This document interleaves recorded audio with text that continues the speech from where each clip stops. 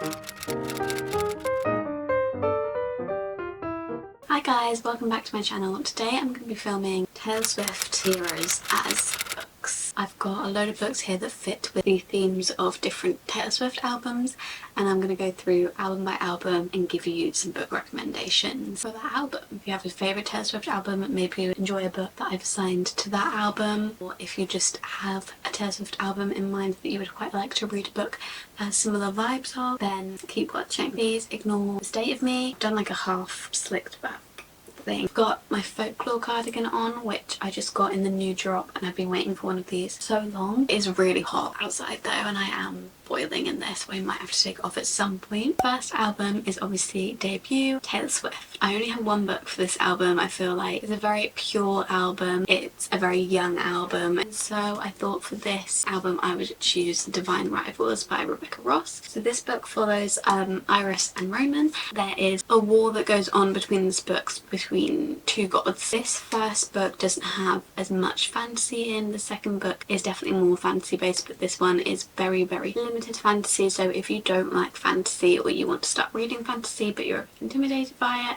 then I would still pick this up, because although it's fantasy, it's very limited, easy to understand fantasy. So basically there's a war between these two gods, and they are recruiting people to go to war, and Iris and Roman work at a newspaper. They have to kind of write about the war. They both work at this newspaper together. Iris's brother gets recruited to go to war, and so Iris starts writing to him on this magical typewriter that she thinks is delivering the letters to brother, but really it is delivering them to Roman, who has the other magical typewriter. And Roman knows that it's Iris, but Iris doesn't know it's Roman.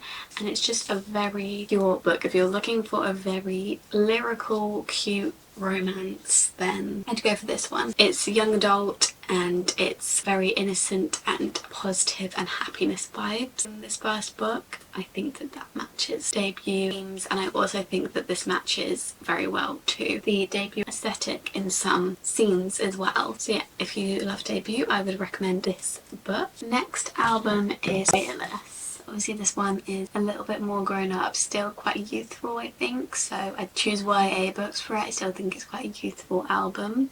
However, it's a bit more experimental, it's a bit more personal I feel like to her life, and she's had a lot more experiences, so it's a little bit more grown up. I've chosen two books. I've chosen A Good Girl's Guide to Murder by Holly Jackson. So this book basically follows Pip Fitzmoby, and she goes to college, and for her college she has to do an EPQ, which is basically just a project where you have to make a presentation on a certain thing. You get extra credit for it. And so she decides to do her APQ on a murder case that took place in her village, because she doesn't believe that the person that is said to do it actually did it. And so she takes matters into her own hands, and she kind of figures it out herself. This one I've chosen to go with Fearless because obviously quite brave to do this. It's a young adult book. I think that she's a little bit naive, the Pip character, but she is very brave, and you've got to give that to her. I feel like a lot of the songs in it are just like the right melody and tone to fit with this book. For Fearless I also chose Better Than Movies by Lynn Painter. I don't have this in physical copy. I think that this book definitely is very YA and very young, and so I think it goes perfectly with the Fearless album because it's a very cute love story. There are definitely a lot of love songs on Fearless. I feel like people don't really see Fearless as a love song album, but there are quite a few love songs on Fearless, and you know, it's quite naive first love vibes, and I feel like that's what Better Than the Movies gives, but in like the most pure, innocent, happy sense. Like maybe these two characters wouldn't last forever, but it's a very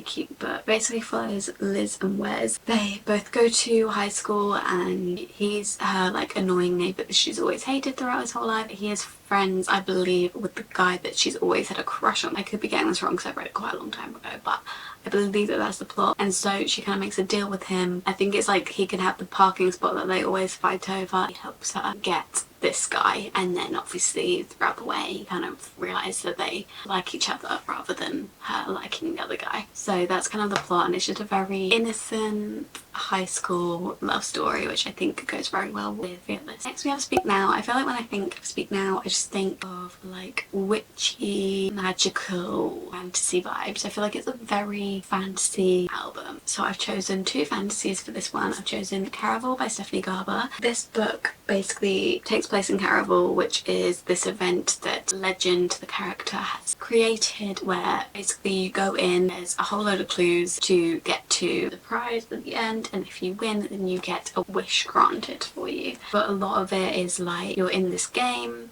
and it's very tricky because there's a load of things happening. You don't know what's real and what's like part of the game. It's just a magical place where loads of random things happen. We basically follow Scarlett, who has always wanted to join Caraval, and this year they get to participate, but it ends up being that the thing that you have to find at the end to get the wish is her sister Donatella. It has a bit of romance in, and it's just a very fun, magical book.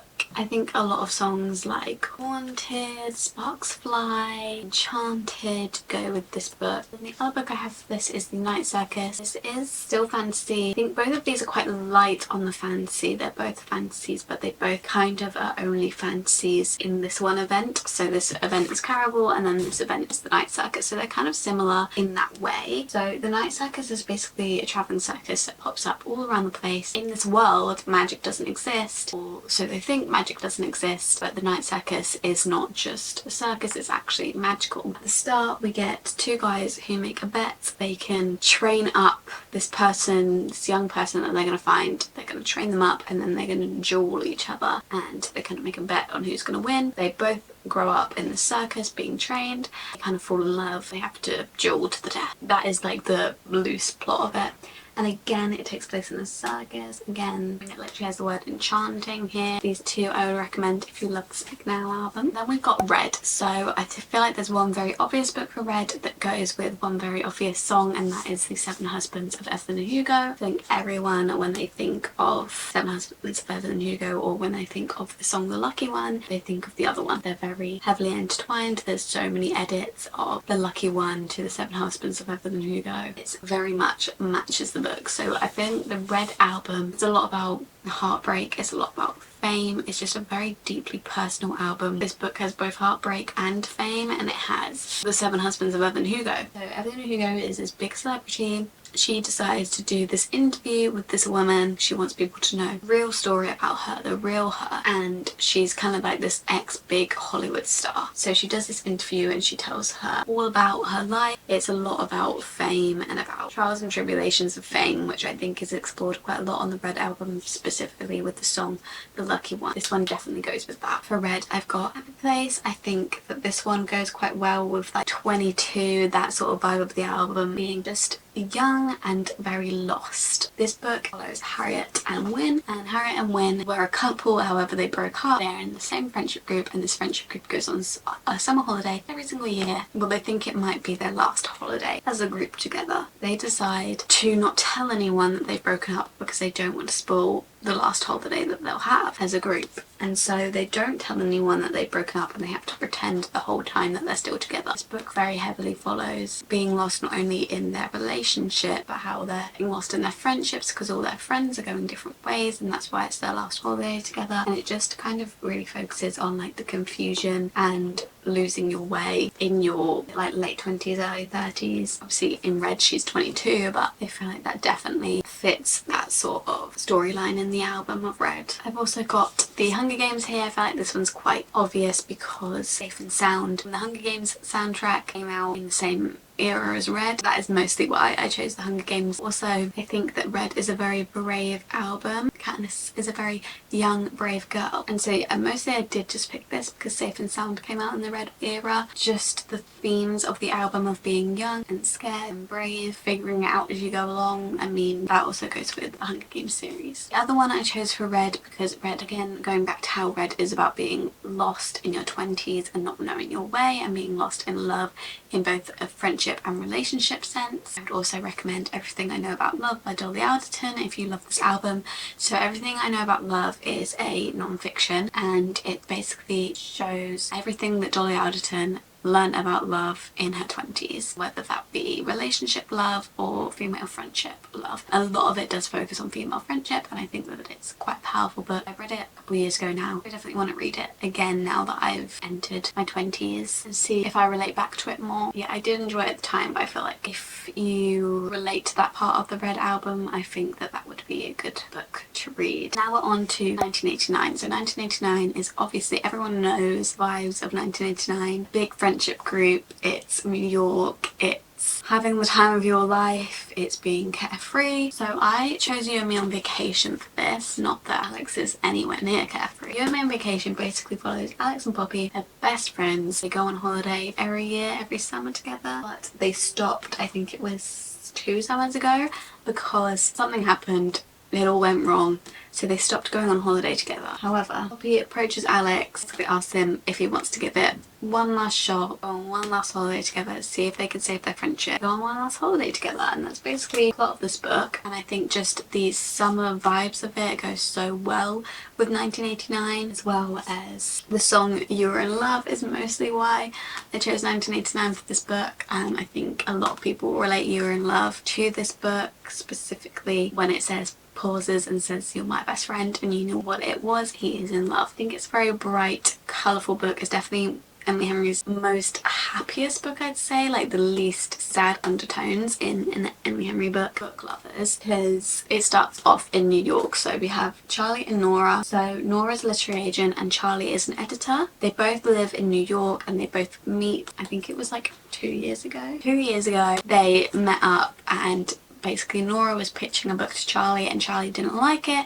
and they just got off on the wrong foot and they decided they didn't like each other. And then Nora decided to go on a trip with her sister, and they take a trip to this small town, which is the small town of the book that she tried to pitch to Charlie. She goes there and then Charlie ends up being there. So they basically get trapped in this small town together whilst they're on holiday. And I would put this with 1989 obviously because they are very New York people. It's one of the only books I've read where they kind of go to a small town but they don't stay there and they stay New York people, because a lot of the time it's like, oh, it's this big shot New York woman, but she really needed to meet a small town guy and settle down in a small town. This one, they both still love New York and they both go back to New York. So if you don't like that trope where they just stay in a small town, then they do go back to New York in this one. Do they go back to New York? Or well, anyway, they don't stay in the small town. And then the other book I have for 1989 is Malibu Rising, which basically follows...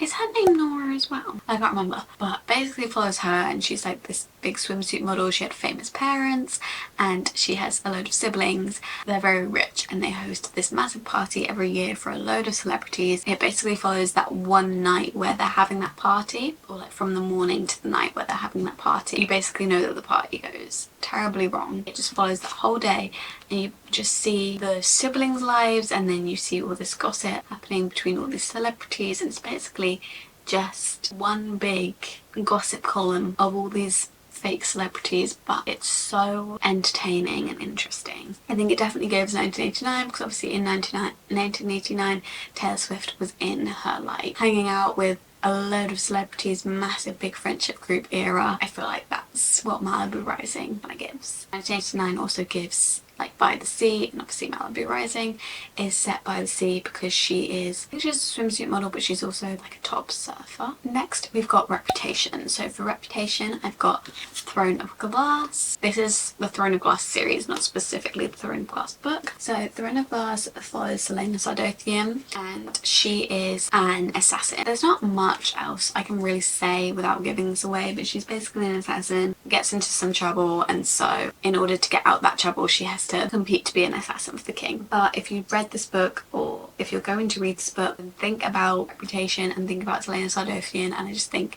that the album and the character go very well with each other. She's a very strong woman and she definitely has a reputation, I mean for sure. I just think Reputation is quite dark, daring, brave themes. I've also chosen for Reputation As Good as Dead by Holly Jackson. So this is the last book in the Good Girls Guide to Murder series. This book takes a big turn from the first book. Obviously I can't say much because it's the third book. It definitely gets a lot more dark. Again, it's just that like brave young woman who's standing up for things. It just gives me the dark vibes of Reputation. I would also say the same with Book Lovers by Emily Henry. I think that Nora is such a bad bitch. She really is a very headstrong woman who knows what she wants. Again, I just think characters like Nora, Selena, Pitt, I think they go really well with the Reputation vibes where they just don't care what other people say about them. They're just going to do what they think is right. I love them for that. And then the final character that goes with this, I think, is Carrie Soto. This is Carrie Soto's back, and basically Carrie Soto's back follows a retired tennis player, which is Carrie Soto, and she broke the world record for the most like tournament wins, something, for a female tennis player. And then this other up and coming tennis player is about to break her record, and Carrie Soto was like, I'm actually going to come out of retirement and I'm going to extend my record, so you can't break it. People saying she's too old, people saying she's selfish for doing it. It has like newspaper clippings and stuff, and it follows her training up, and it follows the matches. And I don't give a shit about tennis at all, but I really enjoyed this book. And again, obviously she's a very headstrong, determined woman, but she also has a reputation, and she's also a celebrity, and she has a bad reputation. Next we have Lover. So for Lover, I chose You and Me on Vacation. Again, purely chose this one because, I mean, just look at that. Does that not give Lover to you? I just think it is Emily Henry's happiest book. If you just put Lover on in the background while you're reading this book, I think that the vibes would be great. I think that it definitely matches this book really well. And then I've also got Once Upon a Broken Heart, which is a fantasy. Again, it's quite a light fantasy. Follow Ava and Jax. So Jax is the Prince of Hearts, and he's a bit of a cold character, a bit of a morally grey character. Ava is why I chose Lover for this book, because again, it looks like Lover, but she is a very positive person who believes in love very strongly and believes in happy endings, and she's, I mean, maybe what you would call naive, but she's just has a positive outlook and is a very happy person. Like, her favourite Taylor Swift album would definitely be Lover. This book is so mangled because it's spilled tea on it. Evangeline basically goes to the Prince of Hearts, who's Jax, and she basically asks for her sister and her ex's marriage to not go through because her ex leaves her for her sister. Just goes to the Prince of Hearts and like, can you stop their marriage? Everything just goes wrong. She's stuck in a deal with the Prince of Hearts. So for folklore, I chose Beach Read because I think Beach Read is her most personal book. I think it deals with a lot of Emily Henry's personal struggles. It literally says in the front of You and Me on Vacation that the last book was for her, and this was the last book before People Me on Vacation. So I think it's a very personal book to her, and I think it's very beautifully and lyrically written. The vibes of it, they stay at this beach house, they go camping and stuff, and I just think that it very much suits the folklore aesthetic. This book is my favourite Emily Henry book, and folklore is one of my favourite albums, so obviously they go together. I do think that there are a lot of songs on folklore, not just the romance, but the underlying issues that Gus has and the underlying issues that January had. My Tears Ricochet is a great one where it says I can go anywhere I want, just not home. Yeah, a lot of songs on folklore definitely relate to this and the vibe in general. Let me tell you what it's about if you don't already know. January moves in next to Gus, and they both have writer's block, so they decide that they're going to switch genres, and they basically take each other on little excursions to teach each other about the genre, and that is the setup for their romance. However, there is a lot more that goes on behind the scenes for different reasons. Deals a lot with grief and with mental health issues. And also on folklore, I have Love and Other Words by Christina Lauren. This book basically follows childhood best friends who end up not speaking to each other for a while, but they used to go to a holiday home every summer, I think, and this boy would be there, be best friends, and then they stop speaking and then they see each other again when they're adult. I think that the folklore album definitely goes with this because there's a lot about like childhood love in the folklore album. I think the Betty, August and James triangle goes really well with this book as well, and I think like songs like Seven about like being a little kid go really well with this. Then we've got Evermore. Evermore is so normal people. 'Tis the Damn Season is normal people in a song. I always say that 'Tis Damn Season is normal people's song. Basically Normal People is about Connell and Marianne. They both go to high school together. They both start dating.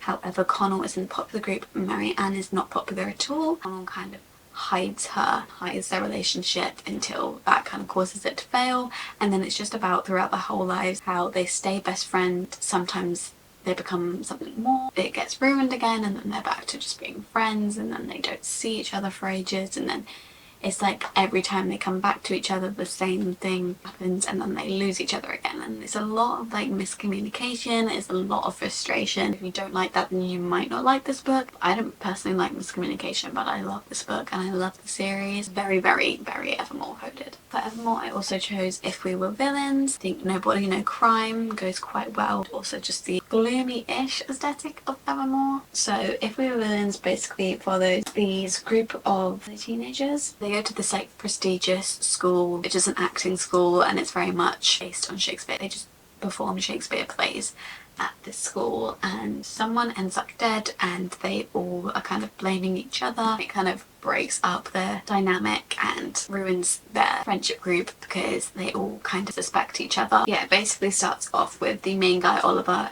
serving 10 years in prison for the murder of one of his closest friends, and then you flash back and you're kind of thinking like, did he do it? Did he not do it? It has a lot of Shakespeare in this book, which I think also goes quite well with Evermore. I don't know, Evermore's very lyrically written. I wouldn't be too put off by the Shakespeare. You can just like skim read the Shakespeare if you don't understand it. There are some Shakespeare plays that I did understand in here, and that definitely like makes it a bit more of an enjoyable experience when you do understand it, because I did Macbeth and Romeo and Juliet in high school, so when it was those two then I understood it. To be honest, when it was the other ones I did not know what was going on, and it didn't really make much of a difference to understanding the plot. It just adds to it a little bit more if you do understand. Also, for No Body No Crime, A Good Girl's Guide to Murder, we're trying to figure out what happened to this girl. Next we have Midnights. So for Midnights I picked Daisy Jones and the Six by Taylor Jenkins Reid. So Daisy Jones and the Six basically follows this band, Daisy Jones and the Six, and the members of it told in like an interview style, so they're interviewing the band about their time together. I think it goes quite well with Midnights, because I think Midnights is again a lot about being a celebrity, a lot about trying to deal with different emotions, different relationships, whether that's friendship or love whilst you're a celebrity. The vibes of it go quite well. There's obviously songs like You're on Your Own Kid and stuff, which deal a lot with fame. I've also got Funny Story. All my books are like